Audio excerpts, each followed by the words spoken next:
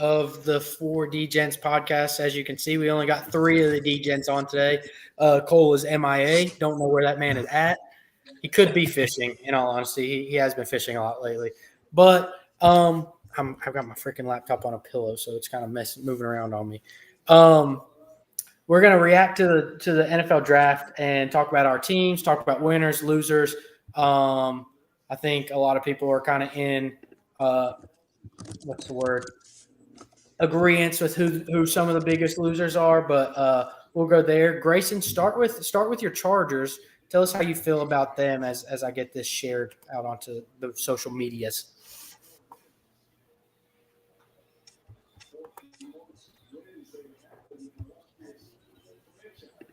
Grayson? Who met? All right, Jack. Start with your Colts. All right. Well, I'm not gonna lie.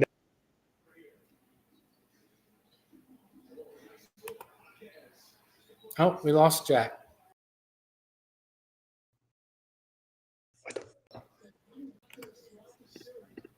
What's happened?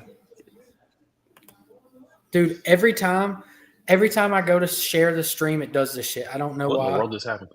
I don't know. We're still live though. All right, Grayson, go ahead. Kick us off. Yeah, Grayson, kick us off on how you feel the Chargers did in the draft this year.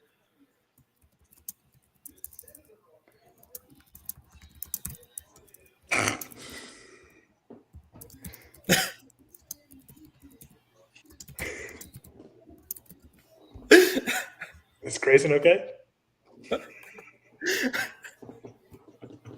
I don't know what's going on. Jack, you start us off again. Should we restart? Nope, I already shared it. We're running into some technical difficulties here. All right, well. All right, so my Colts, I think we had a really good draft. Not going to lie, I didn't know who Leia Tuilatu was until the day we drafted him. Then was doing some research, realized I do know who he is. He's a guy who broke his neck a couple years ago, got his neck fused, and was medically retired from football for a year and then transferred to UCLA and absolutely balled out the last 2 years. He has double-digit sacks both years.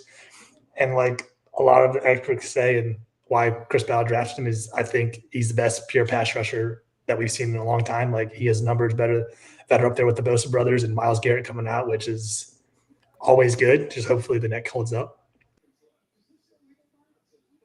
And then fix now. And then Grayson's leaving. We have keep going. Okay. And then getting A.D. Mitchell late in the second was huge. Did not think he'd be the 11th receiver off the board. I definitely thought he was, in my opinion, as a Texas fan, a top 5 receiver in the draft. I mean, top 7 probably realistically, but definitely not 11th. So I think that's a steal. He seems pretty pissed, which can work out for us. Kind of adds the X receiver that we need in Indy, with Pierce not really working out the way we wanted it to a couple years ago. But with Downs and Pittman to add 80 to that room to go with AR and JT, I think it only helps AR as he becomes, gets to be a veteran in this league here soon.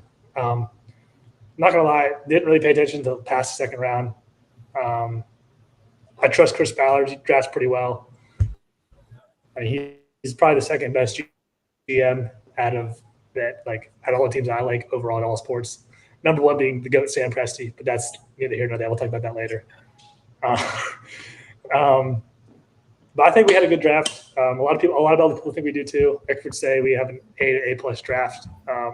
Love it too. We got the best. People say the best defender, a defensive player in the draft, and then to get a top 6 receiver at 52 is huge. I mean, I agree with you. I don't know how A.D. Mitchell dropped. We were talking in the group chat, saying, I mean, like, I don't know what happened. He ran well, I thought, and you even said it at the combine. Like, oh, he ran. What did he end up running? Like a 4.37, 4.4. He ran a 4.3. Yeah, he ran a 4.3. Like a 4.34 or something like that. On top of him being one of the better, like, high point ball catching wide receivers in college football last year. I couldn't believe. I mean, he had no drops. Yeah, I couldn't believe he dropped. And I was kind of like, and I'll get into the Panthers here, just kind of going off of what you were saying on the Colts. I was kind of leaning taking Mitchell, but I understand the Leggett take. I mean, it's not that I'm not that upset about it. No, I think he's solid for sure. Yeah, and I think the rest of your draft just kind of, God bless this damn Wi-Fi here is struggling right now. I think the rest of your draft, I mean, anytime you can get a Big Ten interior offensive lineman, he's probably going to be a 10-year pro. So the Bortolini guy from Wisconsin, I'm sure, is going to end up being good. Yeah, I like the tackle we got from Pitt, Goncalves or Gonclaves. No, I think he's not really a fan. good. I mean, he missed a lot of last. I mean, I understand he missed a lot of last year, but there is tape of him going against Jared Verse. He did pretty well. So we need depth badly. I don't know the line, so that helps. We got a linebacker, or like a safety turn. We're getting a safety turn linebacker the whole way around, and then a DB turn safety or something like that. We got another fast receiver for a return game since they changed the rules a little bit, so returners are more prevalent, and that's why like someone like Caleb Robinson from Texas got drafted this year, where maybe previously he wouldn't go in the fifth because he went in the fifth, but he has that X factor to the return game. And then I think that's really it. We got two quarterbacks undrafted. We got Caden Slavis and Jason Bean.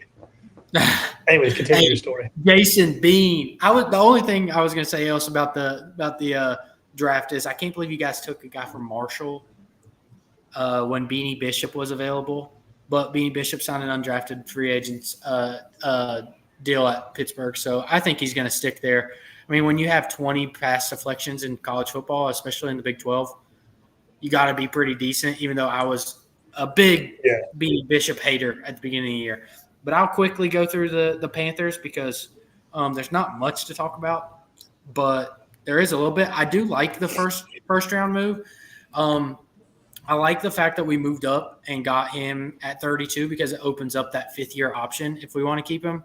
I like Leggett. I was listening to Steve Smith. He's about the only guy that I listen to about wide receivers anymore. I just feel like he knows what he's talking about. We need a different skill set in Carolina. Like, you can't get a 5-tool wide receiver that can do every single route in the route tree, be big, be fast, and go and high point every ball and catch it with his hands. So, like, the fact that he is more of a simple route tree is negated because, I mean, he's fast, he's big, and he does something that all the other receivers on our team can't do, especially with the addition of Deontay Johnson. So I like that.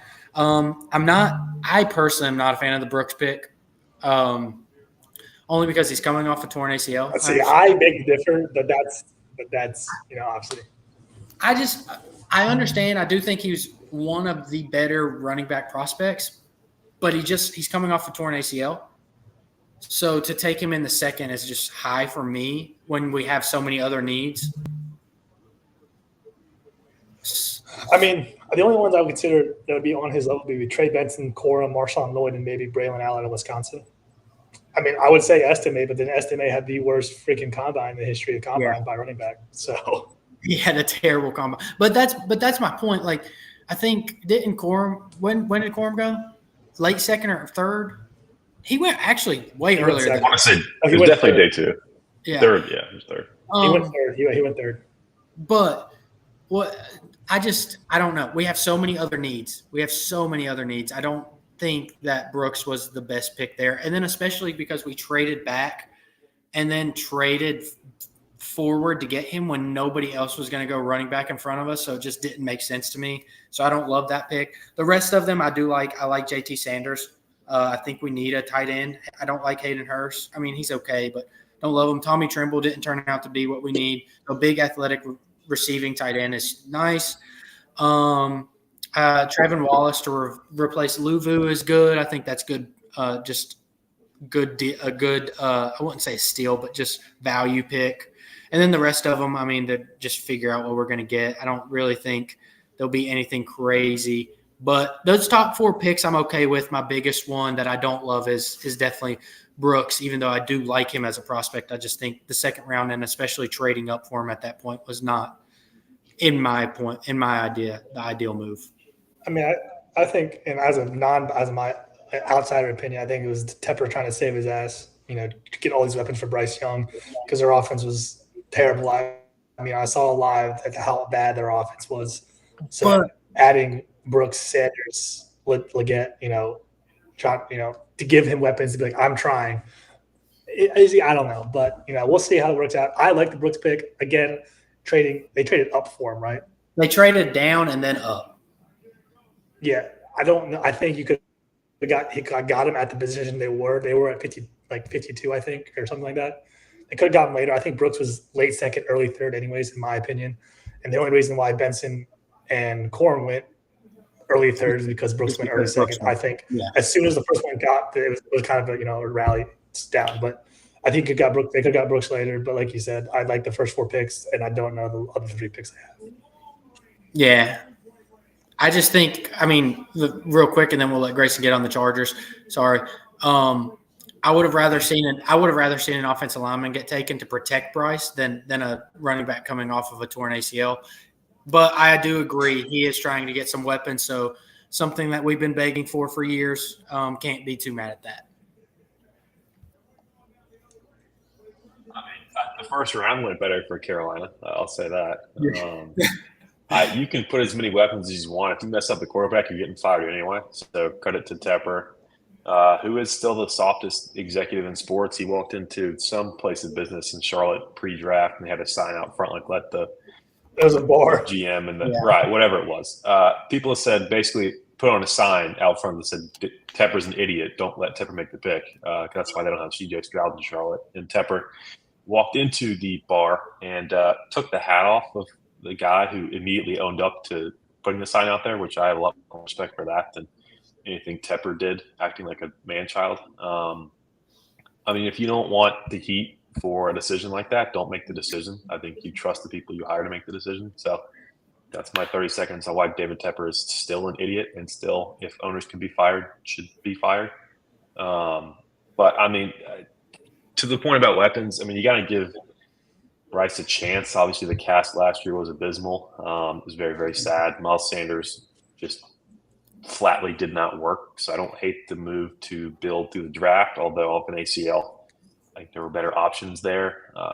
The pick they got him at was probably a touch early. Although, I mean, if Brooks proves to be a guy that's dependable, the draft pick piece of it will fade away pretty quick. It'll be more of a, you got him day 2 and he's a starter rather than, we could have got him 5-6 picks later, which, they can't control. But hopefully the ACL rehab works. I like a little bit of the continuity with the tight end and the running back, maybe. In the same room, they're familiar with each other. I think the tight end is going to be a sleeper in fantasy. If Bryce Young has any kind of pulse as far as a league average starting QB, and I don't care what he was statistically last year, that team's terrible. So if he's good enough to carry them to wins, I think the tight end could be a big piece of it. When you consider that any semblance of a wide receiver weapon they have is very young. So I think the tight end could be a safety blanket. So like fantasy-wise, that jumped out to me. I think that no one's going to go into their fantasy football draft like, I have to have the Carolina Panthers tight end, which could prove to be an advantage if you're like me and you're a sicko and you try and stream tight ends. So that's going to be interesting. I think the Colts did pretty well. Like Jack said, the consensus seems to be they did pretty well.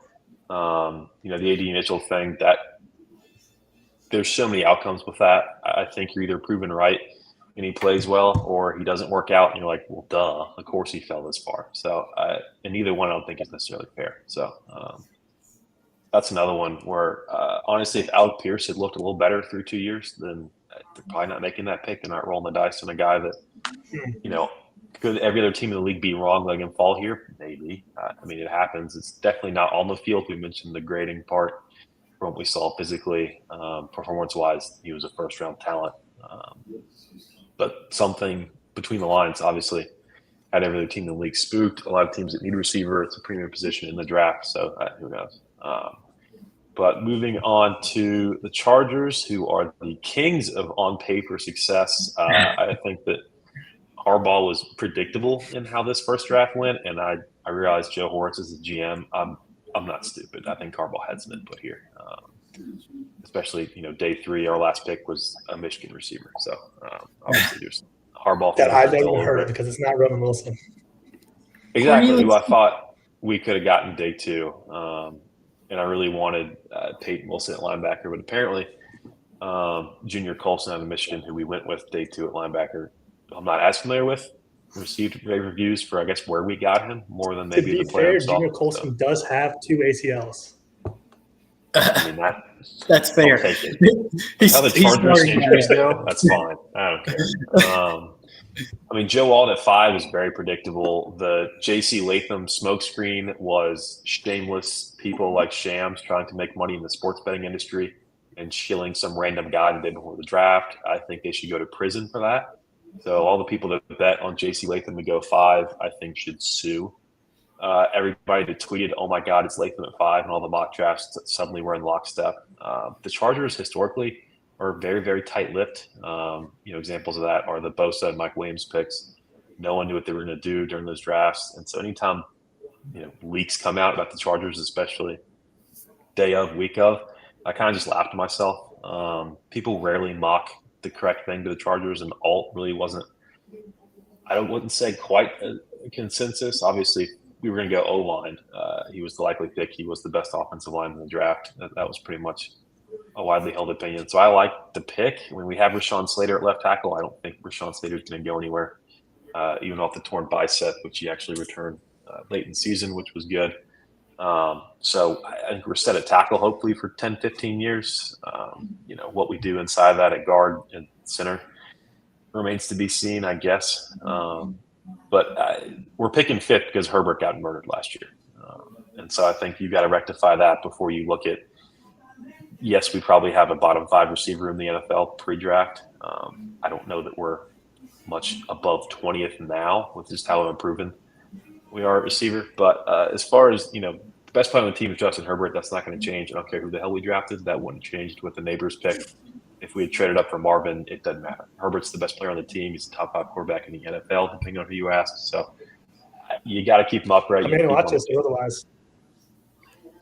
I mean, it's Joe Alt, I think, was the smart pick. It's not the sexy pick, but I mean, honestly, if we're not beating teams in the trenches, we're not going to beat teams. It's just that simple. So McConkey, round 2 receiver, fine. Admittedly, I don't know a ton about him. I know he was an integral part of that Georgia offense, in an offense that, definitely didn't perform as well with him and Bowers missing time last season. And obviously, a lot of that's going to look like Bowers was absent.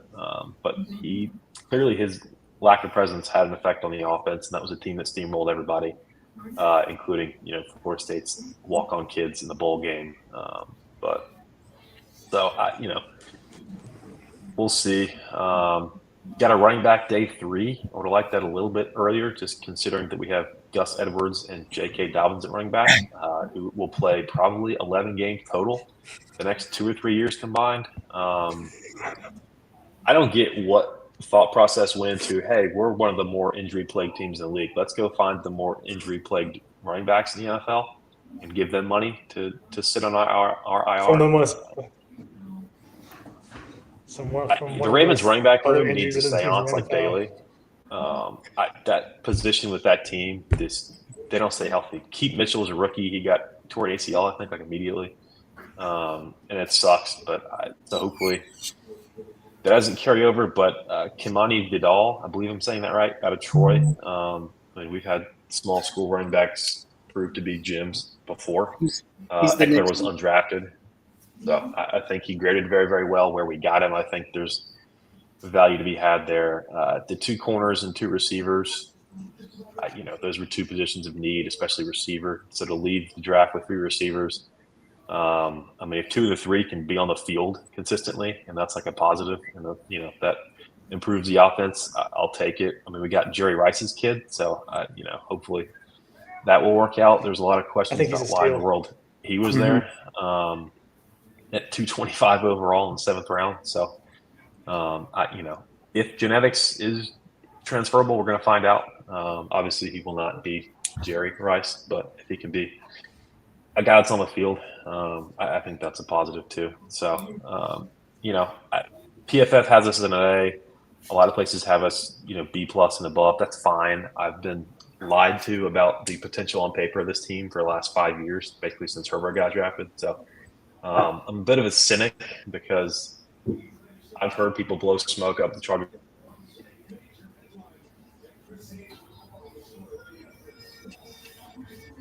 I think we lost him for a second.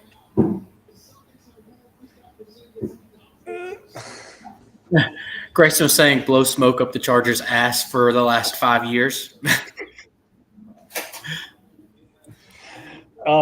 While we wait for Grayson, I think Chargers had a really good draft. I think 2 steals. I think Brendan Rice, like we mentioned, but I think Cam Hart, cornerback at Notre Dame. I am a fellow Notre Dame fan, not like I am a Texas fan, so I do follow Notre Dame. Cam Hart has had a couple good years at Notre Dame. He's a big bodied. He's 6'3", 205, which is good for corners, and maybe in the future could transfer to safety, and it would be fine. Hopefully the Chargers can do something this year because we were all pretty high on the Chargers last year, and we told them the only way they hurt themselves is the injury bug, and that's what happened. So as long as they can stay healthy, I feel like, and that's in that division. I mean, not with Pat Mahomes getting Xavier Worthy, I don't know. Maybe that division is done for. It's going to be the Chiefs division for the next 10 years, but we'll see. Grayson's Wi-Fi went crazy right there. I swear, y'all both look like you're in hostage videos right now, but it might be me. I don't know. I was pulling 300 a minute ago, but who knows? Xavier Worthy. It could be. It could be mine. I don't know. I think Xavier Worthy should ride shotgun with Rashee Rice. That's the only way that anyone's going to stop that offense. I hate the Chiefs. They're going to win 12. Honestly, they could be the last team in the playoffs, and they would still, beat the Bills because duh, and then just somehow win the AFC, and then they're going to run into teams like the Niners, who apparently have been threatened with their lives if they ever actually win a Super Bowl. So it's going to break the Chiefs away. Mahomes will play longer than Brady did, and it's just not going to matter. But so who they draft. Doesn't really matter. As a casual fan, I just don't understand how, out of all the teams, the one team you don't let Xavier Worthy fall to is the Chiefs. Let him go to any other. The Bills gave them the pick. That's the worst thing. That's malpractice. The Bills just gave exactly. You can go to any other 31 teams, and you're okay with it.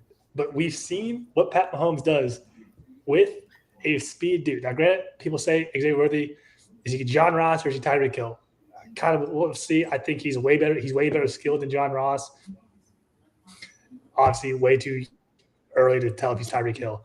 I think this year at Texas, as a fan, watching every game, played really well. Really good route runner, better than probably most think. His hands a lot better. Proved that this year. And obviously, he's 4.21. So you put that with, the Chiefs just won a Super Bowl with the worst receiving, with us 3 starting at basically the receiver. Now you give him the fastest guy in the draft plus Kelsey. It's a GG in the chat. Yeah, I can't believe Worthy fell there, and the fact that the Bills are the reason that he got him just pisses me off. But real quick, talking about the before we move into the next section, talking about the Chargers, I think you guys killed the draft. All, like you said, is probably the best pick there for you all. I don't understand the running back pick. He's 5'8", 213. I don't really know if Eckler second coming maybe, but it just doesn't fit a Harbaugh scheme like I would think. But receivers, I think you guys killed. Cornelius Johnson is a deep threat. I don't know exactly what he ran, but I know in-game speed he looks like one of the fastest receivers that I've gotten to watch. And he's pretty tall, I think, if I remember correctly. What is he? 6'3". I was watching Steve Smith talk about Brendan Rice. He loves him. If Steve Smith loves him, I love him. Just that's how it is. I feel like I've watched Steve Smith make predictions on receivers for 3 years now, and I can't remember one that he's been super off with. His hit rate is trustworthy. He probably does have misses. Everybody does, but his relative to the industry, I think he's pretty trustworthy. Yeah, and I mean, just the way he talked. I mean, just the way he talks about the game.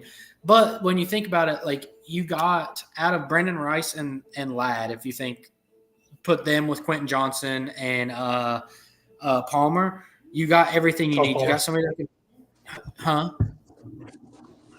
Yeah, Josh Palmer on the bench would be what we need. That's fair.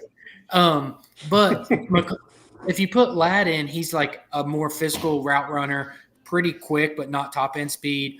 Quentin Johnson's just going to be like throw the ball up, hope to God he catches it, even though he couldn't catch a fucking cold last year. And then Brendan Rice is going to Packers play. Intermediate. Cannot leave on one. So I think you guys did well. I think bringing Junior Colson in with Harbaugh again is smart. The two cornerbacks are needed. I like Cam Hart more than the kid from Maryland, but that's how I feel about that. What do y'all think the biggest losers are? I know we're going to talk about the Falcons. It's the Falcons. I mean, come on. I mean, what are we doing? How do you give Kirk $100 million guaranteed, $80 million, and then go draft a quarterback top 10? It doesn't make sense. I don't. And not even like if you're going to do it, trade up. I don't understand. If you're going to do it, why would you get the oldest one with the longest injury history? What is the oldest one with 2 ACL injuries? And then they're like, it's the Packers playing. The hell it is. No, it's not. That Packers team was like 13-3 when they drafted Love, like 18th. Like that is not the same. I think they did at all. They drafted him like 27th, right? It was like late first round. It was very late first round. There's a big difference in drafting a quarterback late first round when you have a bona fide MVP Super Bowl winning champion at quarterback. It's just that much more money to pay the kid to sit there. If your plan goes to what you think it is, he's going to sit there. To sit there and not play and then just be older when he starts to play. He'll be like 26, 27 when he finally gets on the field. That's their perfect scenario. Is he is older than guys coming off their rookie deals when he's actually even beginning to contribute to the team. And if Kirk doesn't ever get healthy off the Achilles, I don't understand that. And it's funny because they made Denver pick Knicks at 12, which in turn made the Raiders pick Bowers at 13, and those two picks were also terrible. But it's kind of like the Panthers last year. If you screw up the quarterback, it overshadows everything else. Whoever does it first, the highest in the draft. If some team had picked Levis last year, the Panthers still would have been in the limelight for their quarterback decision relative to what we know now. It's. And then in the war room, Arthur Blank is looking at the GM like he just drafted his grandson. Like he was like, "What the hell are we doing?" So clearly they're not on the same page. And again, I don't think owners should be in the war room anyway. Go somewhere else. No, be somewhere else. I will say, kind of piggybacking off yours, why the fuck did the Raiders take Brock Bowers? That was so bad. And it's so funny. It's bad.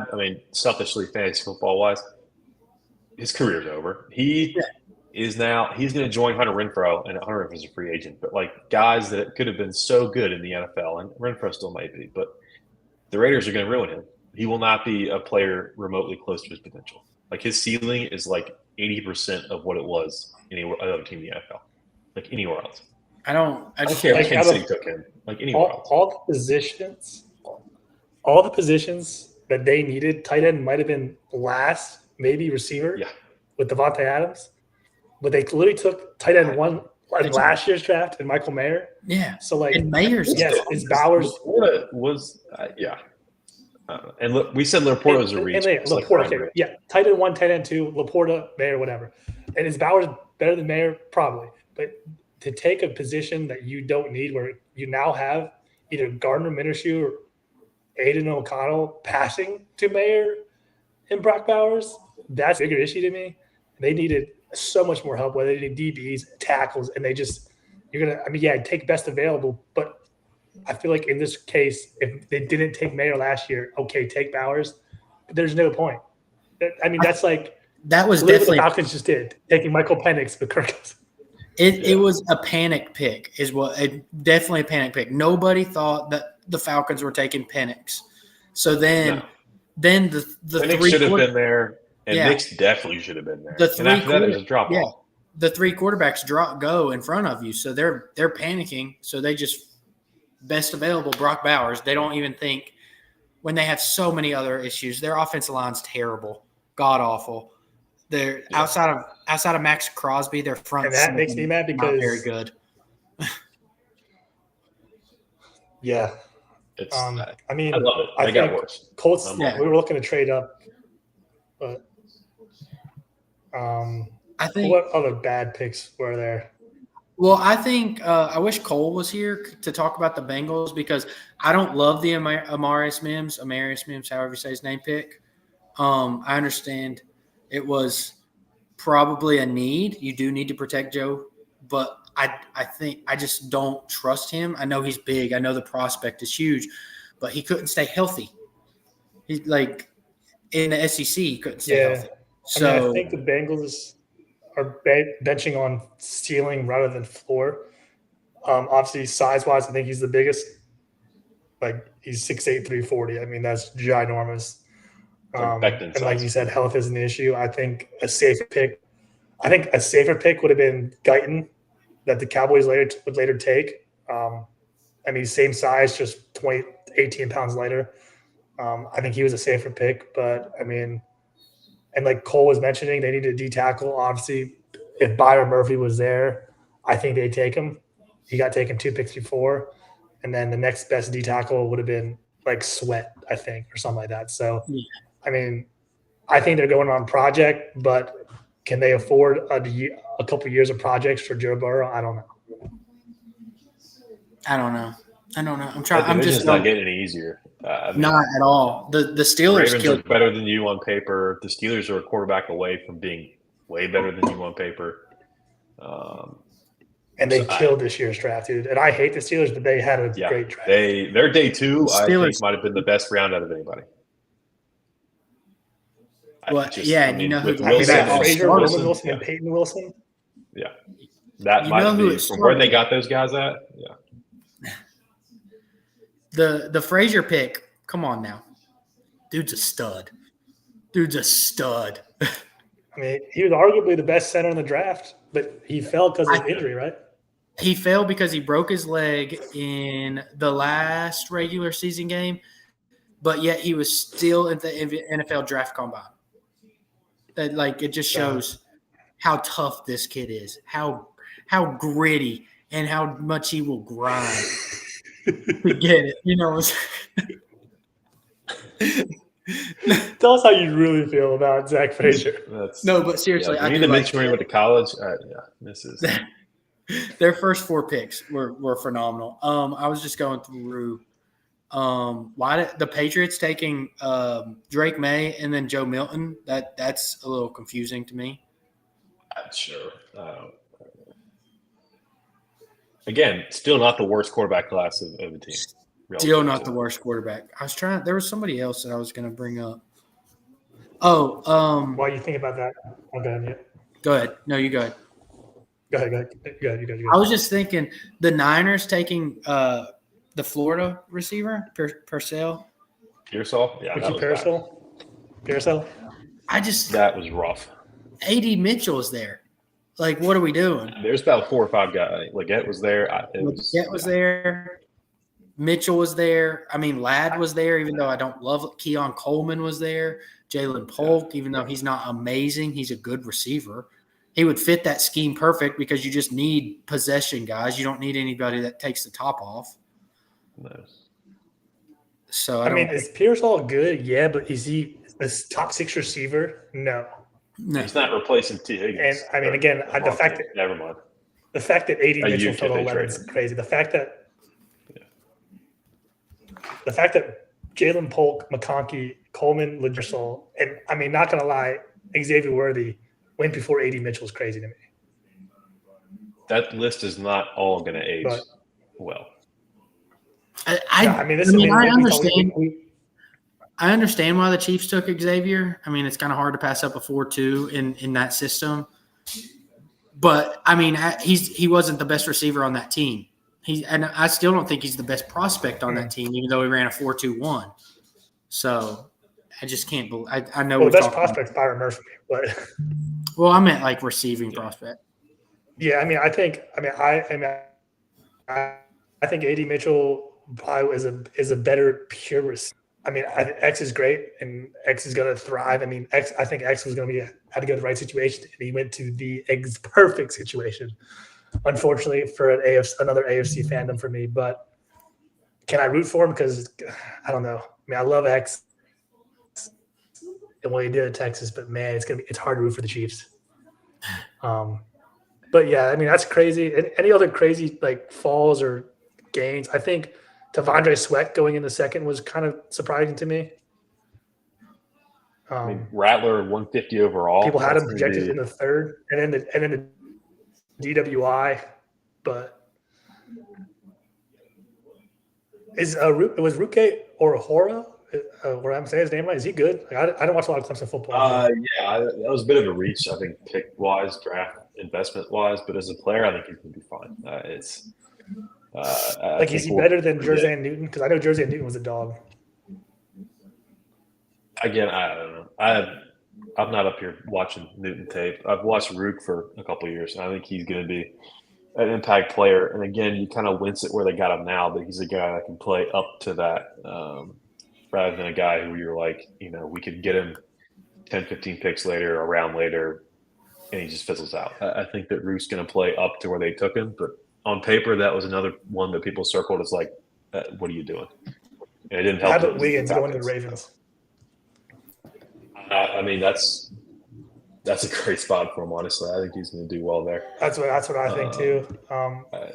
Environment matters. I think that's going to be. Did I expect him to go first round? Yeah, but he wasn't like a lock. Like I said it probably 5 or 6 times we went live for the draft. I think you start keeping your eye out about pick 25.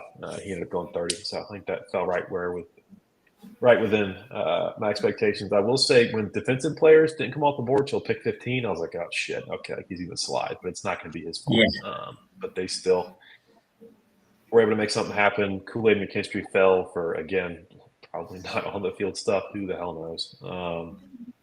That's between Saban and GMs, honestly. We're never going to figure that stuff out. And the Eagles double dipping in corners, taking Cooper DeJean and Kenyon Mitchell. The Eagles draft insanely well. I hate the Eagles so much. Yeah, what Howie Roseman did, he's a GOAT GM. I mean, this is what, like 3 years in a row where Cooper DeJean stole Will Shipley in the fourth. I'm surprised Trotter. That's not a steal. Dropped in the fifth. Trotter was a steal. Trotter's a steal. Trotter's a steal. I will say, if we're going off of my man Steve Smith, he hates Johnny Wilson. So that would be their worst pick of the draft. So well, he's huge. Like he's like Calvin Johnson size, but he doesn't have the athletic ability. Yeah. So he's gonna be a red zone threat to them furtherly.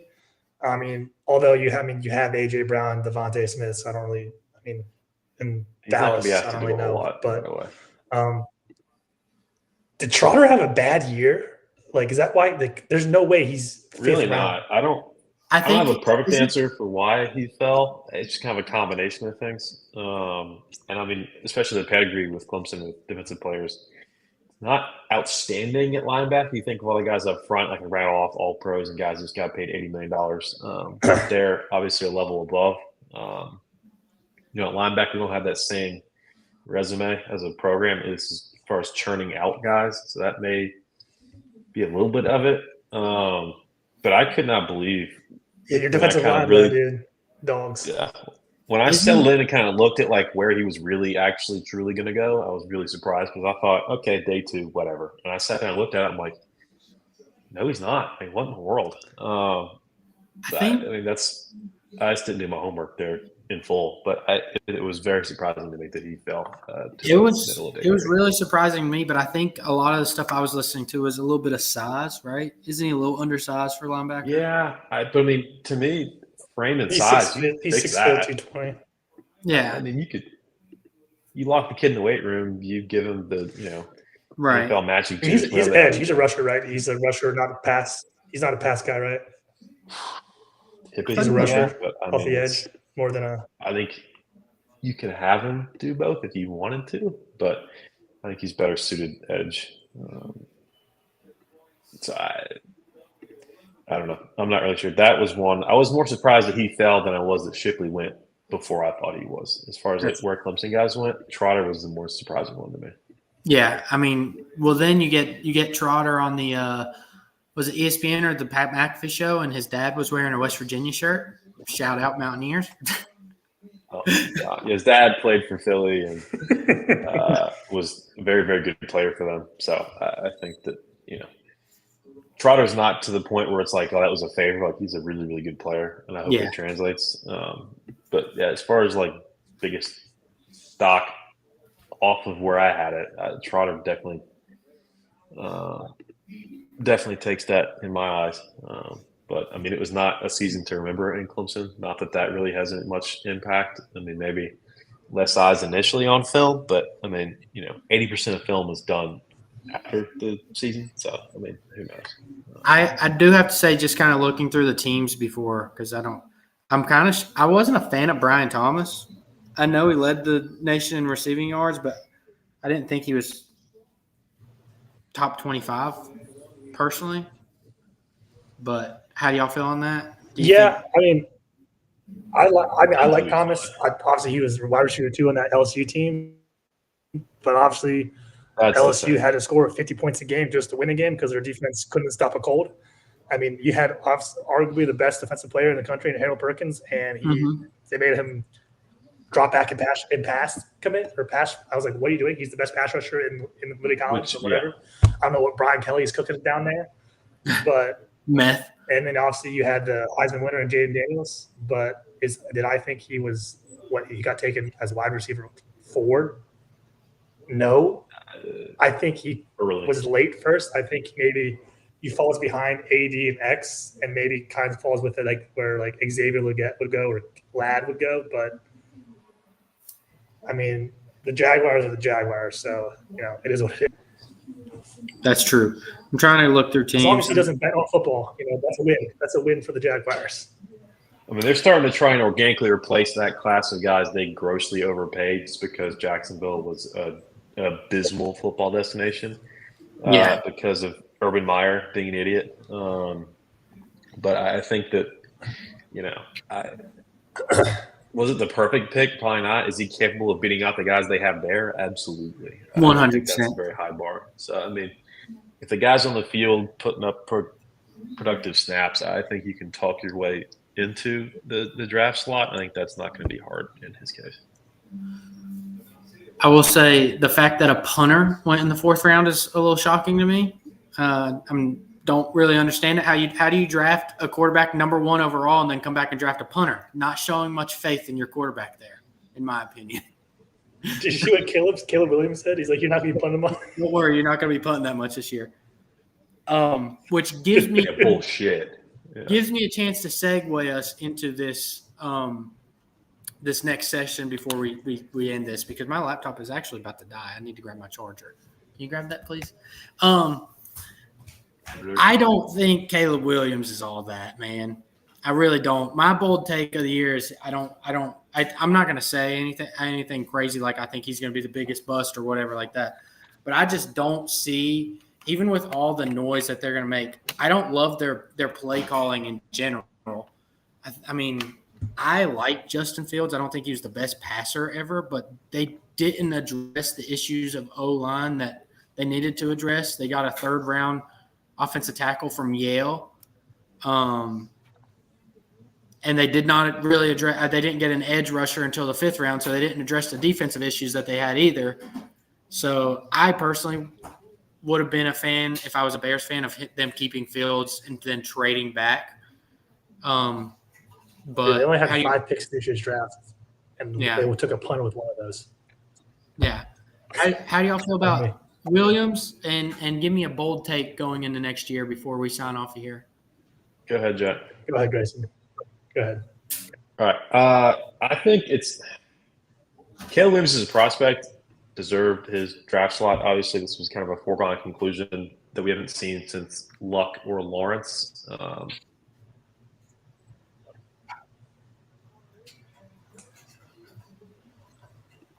think we lost Grayson again. The same sub. Oh, there he is. Oh, There he is. So, I mean, we can do this bullshit all day long. I don't care if he cries after a game. I don't care if he paints his fingernails. I don't care if he's on the field ripping his fingernails off of his hand. I don't care. He's going to be, I think, fine. And I think that the people that are – one, he went to the Bears, which is like historically speaking, like records-wise, that is the easiest place to succeed ever. Their quarterbacks in the history of that franchise have all been terrible. And the final like glimmer of hope they had, they ran out of town because they were upset with him running for 120 yards a game because they had no O-line, to Larry's point. So I think a lot of it is Chicago doesn't deserve a player as good as Caleb Williams or Romeo Odunze, to be honest.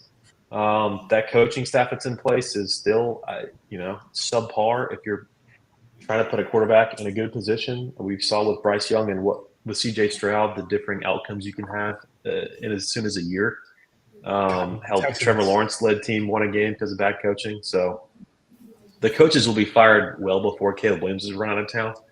I think Caleb is going to be great. I think that is he going to take them to the playoffs? Probably not this year. I just don't see them doing well enough in the division with all the new pieces to propel them to a playoff spot, although they keep adding these wildcard spots. So who knows? I think they'll be in the hunt, just like you can ask for, with how abysmal this team has been. But again, I think the fan base is really setting themselves up for failure with the general discourse about it, and they're just miserable. And I don't think that you can take the off the field stuff and project it onto his performance. But his first bad game, they're going to want like nail polish ban in like the city of Chicago, which is just stupid.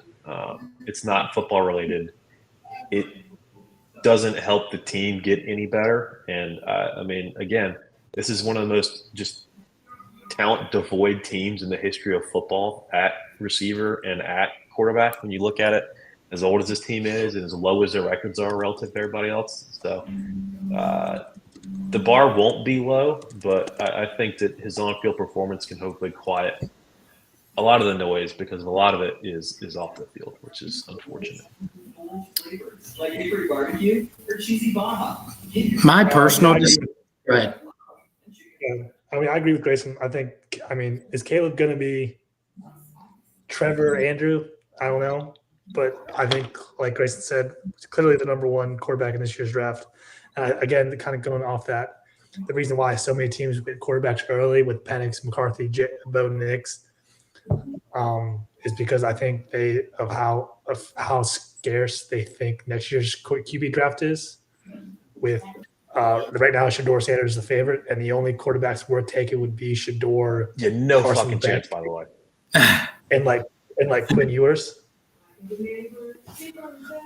Because then you have a drop off, and then you have like Jalen Milroe, you have Cam Jackson, Dart, Riley Leonard, and then Drew Allard, which I was high on until last year, and then he played West Virginia, and I lost all my faith in Drew Allard. But that's okay. I tried telling y'all that Penn State, the way our defense played that game, should have put up 60. And the fact that they only put up 38 or whatever, maybe a late touchdown, I don't even think they got the 40, is just crazy. But continue. Sorry. But I think he's going to be the best. I think he's probably easily the favorite to win Rookie of the Year, and he probably will win Rookie of the Year, barring any injuries. I just don't think Daniels or May have the team and or pieces to produce big numbers. You could kind of go crazy, maybe to make Marvin Harrison to win it or something. Maybe Michael Penix, he beats out Cousins. He has weapons there. But yeah, I'm probably higher on Caleb. I was higher on Caleb to begin with early this season. Off the field antics is one thing, but I still think his talent is there for sure. My personal just last piece on Caleb Williams, disdain to Williams is more so just just, I mean, I feel like he's a one-read QB, and that never works out in the NFL. I feel like he was terrible in South Bend when I saw him in person. he was terrible in South horrible. Bend. And when he got backed when his first read is not open, he panics. And even if the pocket is not collapsing, he scrambles into trouble. I think he tries to be too much Mahomes-esque instead of just taking as an NFL quarterback to succeed. Sometimes you need to take what's given to you. Not everybody's Patrick Mahomes. I'm sorry. Even Patrick Mahomes wasn't Patrick Mahomes coming out of Texas Tech. I mean, he was not that. Dude, now he's going to be like F it somewhere. Yeah. So, like, I don't know. It just that's my personal reason for not thinking he's going to turn out to be. I don't think he's going to be like the biggest bust of all time, but I don't think he's going to be what people thinks he thinks. I like I said, if I was a Bears fan, I would have wanted Fields to stay and to trade down and stockpile on prospects and talent. What they should have done for sure. I mean, yeah. And like I said, is Caleb going to live up to the Andrew Luck, Trevor Lawrence hype? Because like obviously Trevor Lawrence is what he is now, and Andrew Luck for the time. Trevor arguably hasn't. So that's from me. And that's from Grace. Yeah, but I mean, some of the teams around him, and then Andrew Luck. I mean, my Lord and Savior, Andrew Luck. He literally carried a team that went 2-14 to 11-5. Crazy, but that's what I'm saying. Yeah, Colonel Andrew Luck. That it took 3 years for a quarterback to snatch the division from Trevor. So yeah, I hate it, but that's the reality we live in. And is Caleb gonna come in and immediately make the Bears 4 to 6, 7 wins better? I don't think so, especially with how good the Lions where they started are. And we'll see what the Vikings and the Packers. Well, the Packers are pretty good, but what the Vikings do with JJ. But if they go 3-3 in the division, that's a win. I don't give a shit how the rest of the year goes. Because you got to beat the teams in your division going to the playoff. If they win, 1 out of 3 on the road, 2 out of 3 at home, I think you're feeling pretty good. Because I don't know when the last time was they went 3-3 in division. It's not common. That's not usually where they land. I don't care who's the quarterback, and obviously, there's going to be a lot of debate about where these quarterbacks fall in the NFC North relative to each other. But there's one with no tape. It's not like there's a lot of star power in the NFC North anymore either. Rodgers is gone. You got Jordan Love, JJ McCarthy. I have no idea what to even think about him because he would throw. There was a game that he threw like 2 passes, he threw against Alabama, wasn't it? He threw like 7 passes in the first half. They ran it 3 times in a row to beat Ohio State. So yeah. And then Caleb Williams, and then you got Goff and the powerhouse of the Lions. The Lions are going to clear that division again. It's ungodly what they're going to do to that division probably. I haven't looked at the Bears' schedule, but I would not see them winning more than 6 games. And they're minus 125 to make the playoffs, I think. I don't know what book. Minus 125 to make the playoffs? Yeah. And last betting thing, Jack mentioned the Shedeur Sanders listed as plus 100, a good number 1 overall next year. If you bet that, you're an idiot. I don't care who that player is. Plus 100 360 days away, you're an idiot. And the fact that the no odds on that is like minus 2,200 tells you all you need to know about the other side of that bet. Just don't do it. I don't care. That to me is just wild that that's even one offered already, and they're serious. Mm-hmm. Like, yeah, here, even money to at one. Shitter's. I don't think he's the best quarterback in that class. I could see Travis Hunter going above him just because of his perceived dual threat ability, and I don't know if they'll do that in the NFL. But I mean, there's a lot more teams that are going to take a look at wide receiver and corner than quarterback, because there's always half the league ish is set at quarterback. I like Quinn Ewers better personally. I like Ewers better. I'm not going to say my personal opinion. I wouldn't take Caleb Williams this time last year to go number 1 overall, even money. There's too much that could happen. Yeah. 360, you just can't. And he's not Caleb Williams as a prospect, and the gap between him and QB2 is not what it was between No. Mayor Daniels doesn't matter. It's just that to me is asinine. But I'm sure they got I think Quinn is $100,000 one, on that. but That's fine. That's the thing. There's an actual discussion. With Caleb, there wasn't. Who might surprise you? I'm saying this early as crap. I think if Notre Dame built right, Riley Leonard's due for a huge year. Because I think very highly of Riley Leonard. I think he's very good. Just didn't have the pieces of Duke. I think he's better at Notre Dame. We'll see though. I'm just gonna go watch Sam Hartman highlights. It's gonna be the same thing. It's gonna be the same thing. Did y'all see where Sam Hartman is the Leonard. biggest undrafted free agents? Notre Dame's the same program. They're not gonna win anything. He's the commander, man. Yeah, he signed one of the biggest undrafted free agent contracts. Yeah, that was interesting to me. I couldn't believe when on draft. I couldn't either. Yeah, I mean, you got Daniels, Hartman, okay. and then Also, Howell. So the Bears. No, Howell's gone. I think they traded Howell, didn't they? I don't remember. Is he still there? Yeah, he's on the Seahawks now. Yeah. Interesting. Well, do y'all have any more crazy takes? But anyway, get off here. Go the ahead. Bears. Why the Bears are favored because the Bears' schedule next year is very favorable. The only tough teams outside of the division opponents they play is literally Indy, if you consider that a tough opponent, and then the 49ers. I mean, they play the AFC South. So the Texans are good. So they play AFC South. They play the NFC West. Well, they'll play a fourth place schedule, correct? So I mean that within itself. So they have a very favorable schedule. But we'll see. I mean, we'll see what the Bears do. They'll probably bear it anyways, but and it's going to start in the stands, to be honest.